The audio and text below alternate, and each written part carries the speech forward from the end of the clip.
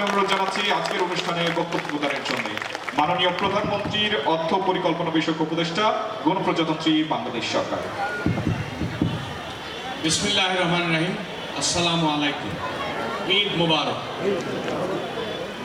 আমরা প্রথমে আপনাদেরকে ধন্যবাদ এবং কৃতজ্ঞতা জানাতে চাই যে আপনারা বিপুল ভোটে রাজবাড়ী 1 এবং রাজবাড়ী 2 সংসদ সদস্য নির্বাচিত করেছেন। বিশেষ করে আপনারা রেকর্ড করেছেন রাজবাড়ী 2 এর ক্ষেত্রে, সেই জন্য আপনাদেরকে অসংখ্য ধন্যবাদ। এবং আপনাদের ভোটের কারণেই বাংলাদেশ জাতীয়তাবাদী দল এবং তার জোট সঙ্গীরা সরকার পরিচালনার দায়িত্ব পেয়েছে। ঈদের পুনর্মিলনী এটা আসলে বক্তৃতা দেওয়ার জায়গা না। এখানে আমি আশা করেছিলাম এবং আপনারা করবেন সেটি হচ্ছে যে এখানে সাংস্কৃতিক অনুষ্ঠান চলবে, অথবা রক্ত প্রদান অনুষ্ঠান চলবে, অথবা প্রাক্তন ছাত্ররা যা করেন সেই সমস্ত বিষয় চলবে। কিন্তু আমরা সেই সংস্কৃতিতে ফিরে যেতে হবে যে যাতে করে একটা প্রাণের মেলা তৈরি হয়। কারণ আপনারা আপনাদের একজন আরেকজনের সঙ্গে খবর নেবেন, কার ছেলে মেয়ে কীরকম আছে, কার নাতি নাতনি হয়েছে কিনা, কি ধরনের আছে, কোথায় কে কাজ করছে, এইটা আসলে দরকার হচ্ছে। আমিও বিভিন্ন প্রাক্তন ছাত্র সংগঠনের সাথে খুব ঘনিষ্ঠভাবে যুক্ত এবং সেগুলো মূলত সেরকমই হয়। যেমন একটা শিক্ষা প্রতিষ্ঠানে আমি পড়েছি, সেখানে 3 থেকে 4 দিন ব্যাপী আসলে পুনর্মিলনের কর্মসূচি চলে। তা এইখানে আপনাদেরকে আমি বক্তৃতার ভারে নুজ্জ করতে চাই না, কারণ এটা হচ্ছে যে আপনারা আপনাদের সাথে খোঁজ খবর নেবেন, সম্পর্ক তৈরি করবেন। এবং বিশেষ করে যে কথাটা আমি শুধু বলতে চাই সেটি হচ্ছে যে প্রাক্তন ছাত্র সমিতি আসলে আপনার যে কোনো শিক্ষা প্রতিষ্ঠানে আপনার শিরদাঁড়া, মেরুদণ্ড। পৃথিবীতে অধিকাংশ বিশ্ববিদ্যালয়, বিশেষ করে মার্কিন যুক্তরাষ্ট্রের সকল বিশ্ববিদ্যালয় দাঁড়িয়ে আছে প্রাক্তন শিক্ষার্থীদের অনুদানে। যেমন পৃথিবীর বিরাট একটা বিশ্ববিদ্যালয়ের নাম হচ্ছে প্রিন্সটন ইউনিভার্সিটি। সেইখানে যদি কেউ ভর্তি হয় এবং তার পিতামাতা যে দেশেরই হোক, $1 লাখ নিচে যদি তার আয় হয়, তাহলে ওই বাকি টাকাটা প্রাক্তন শিক্ষার্থীরা দান করে। আপনি ইউরোপে যান, যে কোনো দেশে যান, প্রত্যেকটা জায়গায় শিক্ষা প্রতিষ্ঠানগুলো দাঁড়িয়ে আছে আপনার প্রাক্তন ছাত্রছাত্রীদের দ্বারা, সারা পৃথিবীতে। আমাদের সেই সংস্কৃতি হয়নি, সেই সংস্কৃতির দিকে যেতে হবে। কেন? তারা আসেন শিক্ষা প্রতিষ্ঠানে অনুপ্রেরণা সৃষ্টি করার জন্য, যাতে তাদের দেখানো পথে তাদের ভবিষ্যৎ প্রজন্ম সামনের দিকে এগিয়ে যেতে পারে। এটাই আসলে সবচেয়ে বড় রকমের মোড় পরিবর্তন করতে পারে ওই প্রাক্তন শিক্ষার্থী সমিতিগুলো। যা আমি আশা করি যে সেদিকে আপনারা যাবেন। এরপরে আমি দুটো বিষয় নিয়ে আলোচনা করতে চাই। আপনার রাজভবন সরকারি প্রাথমিক বিদ্যালয় হয়েছে 1946। আর একটা দেশ হওয়ার পরে মাধ্যমিক বিদ্যালয় হয়েছে। তার মানে দুটো দেশ লেগেছে। কিন্তু আমরা যদি খেয়াল করি তাহলে দেখব হচ্ছে যে শহীদ প্রেসিডেন্ট জিয়াউর রহমানের সময় 6 বছরে একটা তলাবিহীন ঝুড়ি থেকে একটা স্থিতিশীল রাষ্ট্র তৈরি হয়েছে, মাত্র 6 বছরের মধ্যে। এবং তেল সংকটকে কাটিয়ে তিনি মধ্যপ্রাচ্যে মানুষের জনশক্তি রপ্তানি ব্যবস্থা করেছেন, বাংলাদেশের শিল্পায়নের সূতিকাগার করেছে। এটা হচ্ছে একটা উদাহরণ দিলাম, এরকম আমি অনেক উদাহরণ দিতে পারি। কারণ আপনারা নিজেরাই দেখছেন যে রাজধরপুর সরকারি প্রাথমিক বিদ্যালয় স্থাপিত হচ্ছে 1946 সালে, আর এখানে হচ্ছে যে আপনাদের মাধ্যমিক স্কুল হয়েছে 73 সাল। একটা দেশ পরিবর্তন হয়েছে। আপনারা যদি খেয়াল করেন, মরহুমা বেগম খালেদা জিয়ার সময় বাংলাদেশের ইতিহাসে সবচেয়ে বেশি পরিমাণে দারিদ্র্য বিমোচিত হয়েছে।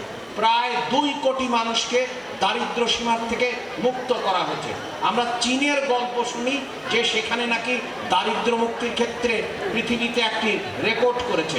কিন্তু তার সময় আমি আরও কিছু বলতে পারি যে রেমিটেন্স প্রবাহ বিলিয়ন ডলার ছাড়িয়েছে, নারী শিক্ষার ফলে নারীর শ্রমবাজারে অংশগ্রহণ বেড়েছে, আপনার খাদ্যে স্বয়ংসম্পূর্ণতা বিশেষ করে চাল এবং দানাদার শস্যের ক্ষেত্রে স্বয়ংসম্পূর্ণতা প্রায় অর্জিত হয়েছে। তার মানে আমরাও রেকর্ড করছি।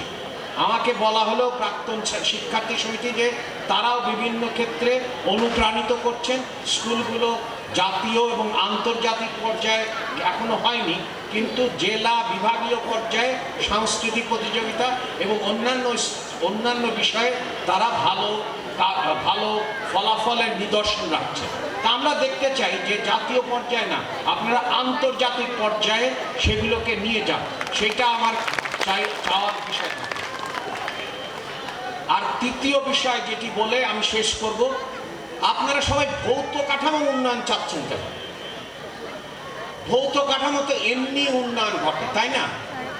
কিন্তু যেটা উন্নয়ন হয় না সেটি হচ্ছে যে মানুষ কিভাবে তার মননশীলতা করবে, মানুষ তার নিজস্ব যে প্রতিভার বিকাশ ঘটাবে, মানুষ তার সৃজনশীলতার প্রকাশ করবে। কারণ মানুষকে তো মানুষ হিসাবে গড়ে উঠতে হবে। আমরা গত 17 বছরে লক্ষ্য করেছি যে এখানে কোনো সাংস্কৃতিক কর্মকাণ্ড ছিল না, এখানে কোনো ক্রীড়া প্রতিযোগিতা ছিল না, অর্থাৎ মননশীলতা গঠন করার জন্য। কারণ আপনার যে মননশীলতা গঠন না করলে কি হবে, আপনি কতকগুলো ছাপানো স্বাক্ষরযুক্ত কতকগুলো কাগজ দিচ্ছেন। এই ছাপানো স্বাক্ষরযুক্ত কাগজের ফলে কি হচ্ছে যে আমরা আজকে যুব বেকারত্বে রেকর্ড করেছি। ফ্যাসিবাদী আমলের কারণে যুব বেকারত্বে পৃথিবীর অন্যতম রেকর্ডধারী, ঋণ নেওয়ার ক্ষেত্রে পৃথিবীর অন্যতম রেকর্ডধারী, সরকারি রাজস্ব আদায় না হওয়ার ক্ষেত্রে অন্যতম রেকর্ডধারী। আমি এই রেকর্ড অনেক বলতে পারব, কিন্তু যেটা হয়নি যে কত লোক কর্মসংস্থান পেয়েছে, কত লোকের চাকরি হয়েছে, কতজন যুবক তার নিজের পায়ে দাঁড়িয়েছে। আপনারা দেখেন আপনার ঘরের পাশেই এই বিশ্ববিদ্যালয় পাশ করেছে, একটা কাগজ পেয়েছে, স্বাক্ষরযুক্ত কাগজ, সেই কাগজে তার চাকরি হচ্ছে। তারপরে হচ্ছে যে এদের মধ্যে আবার নারীদের ক্ষেত্রে যদি চিন্তা করেন, বেগম জিয়া আপনার নারী শিক্ষার উন্নয়ন করেছিলেন এবং তার সময় সবচেয়ে বেশি পরিমাণে নারী আনুষ্ঠানিকভাবে কাজ পেয়েছে। কিন্তু আপনি দেখেন চারপাশে কর্মহীন বেকারের এর আপনার একটা রাজ্যে পরিণত করে অর্থনীতিকে ধ্বংস করে দিয়ে আমাদের সামনে ঋণের বোঝা বাড়িয়ে আমাদের জনদুর্ভোগ কি পরিমাণে গেছে তা তো আপনারা প্রত্যেকে হারে হারে অনুভব করেন। কারণ মূল্যস্ফীতির যাতনা কার সংসারে সেভাবে নিপীড়ন করছেন। এখন আমি আর একটা তাহলে তৃতীয় সেটা বলতে চাই, সেটি হচ্ছে যে এক দেশ লেগেছে আপনাদের প্রত্যেকটি কাজ করতে, এক দেশ থেকে আর এক দেশে এসেছে।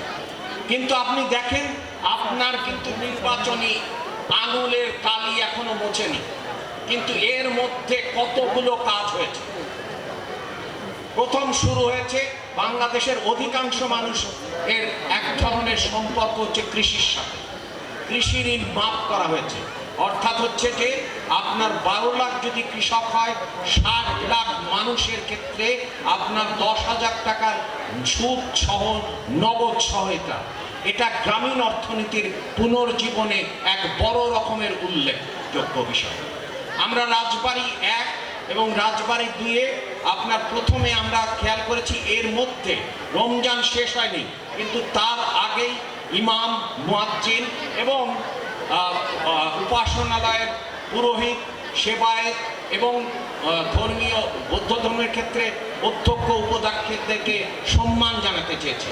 কারণ মানুষের সম্মান করা দরকার, তারা হচ্ছে ইমামতি করেন, নেতৃত্ব দেন, তাকে নেতৃত্বকে সম্মান জানানোর জন্য কিন্তু আমরা স্বাধীনতার মাসে কিন্তু প্রত্যেকটা জিনিস করছি।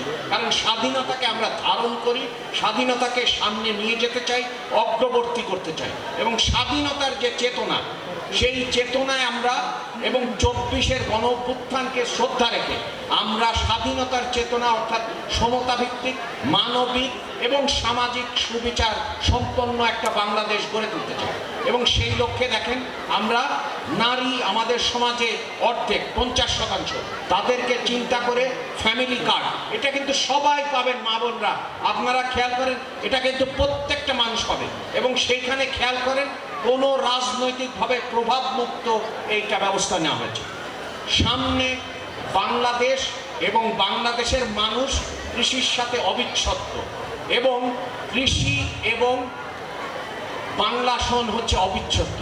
আপনারা জানেন চৈত্র সংক্রান্তির কথা, আপনারা জানেন হালখাতার কথা, সেই জন্যে আমরা পহেলা বৈশাখ অর্থাৎ কৃষি সনের সাথে তাল মিলিয়ে পয়লা বৈশাখ ইনশাল্লাহ আমরা কৃষক কার্ড উদ্বোধন করতে যাচ্ছি। এবং সেক্ষেত্রেও রাজবাড়ী একটি বাংলাদেশের সব জায়গায় হচ্ছে না, মাত্র 11টি এই জায়গায় হচ্ছে। তার মধ্যেও আপনারা যে দুটো সিগনেচার প্রোডাক্ট মাননীয় প্রধানমন্ত্রী, তা কিন্তু আপনারা পাচ্ছেন। তা আমরা আশা করি যে আপনি এই বলে শেষ করব, সেটি হচ্ছে যে আমাদের অবকাঠামো তো হবে, কারণ আমরা ইশতেহারে যা যা বলেছি তা সব বাস্তবায়ন করেছি। আপনারা যা যা বললেন সবগুলো কিন্তু ইশতেহারে আছে। অর্থাৎ আমার সামনে সেটি হচ্ছে যে প্রাথমিক বিদ্যালয়কে কিভাবে আনন্দমুখী শিক্ষা করা যায়, যাতে শিক্ষার্থী মনে করে যে শিক্ষাঙ্গনে যেতে হবে এবং শিক্ষাঙ্গনকে সে ভালোবাসবে। তার ভালোবাসার প্রথম জায়গা হবে হচ্ছে শিক্ষাঙ্গন। ডান পাশে যে আপনাদের উচ্চ বিদ্যালয় আছে, সেইখানে আমরা 4-5টি রকমের বিষয় ইশতেহারে বলেছি। প্রথম বলেছি যে প্রতিটি শিক্ষকের কাছে একটা করে ওয়ান টিচার ওয়ান ট্যাব থাকবে, অর্থাৎ প্রত্যেক শিক্ষক একটা করে ট্যাব পাবেন, যাতে করে ডিজিটাল পদ্ধতিতে তিনি শিক্ষা দিতে পারেন। তার সাথে আমরা বলেছি যে ক্রীড়ার ক্ষেত্রে প্রতিযোগিতা হবে, কোরআনের কিরাতের ক্ষেত্রে প্রতিযোগিতা হবে, সংস্কৃতির ক্ষেত্রে প্রতিযোগিতা হবে। আমরা প্রতিটি উপজেলায় দেখতে চাই যে শিল্প কলা একাডেমিগুলো ঠিকমতো কাজ করছে, পাঠাগারগুলো কাজ করছে। অর্থাৎ হচ্ছে যে আমরা এমন মানুষ বানাতে চাই যে মানুষ শুধু বাংলাদেশের মানুষ হবে না, দক্ষিণ এশিয়ার মানুষ হবে না, আমাদেরকে আত্মমর্যাদাশীল জাতি হিসাবে, সেটাই হচ্ছে বাংলাদেশি জাতীয়তাবাদ। অর্থাৎ হচ্ছে যে বৈচিত্র্যের মধ্যে ঐক্যের মাধ্যমে সবার আগে বাংলাদেশকে নিয়ে যেতে হবে। এবং সেই লক্ষ্যে কিন্তু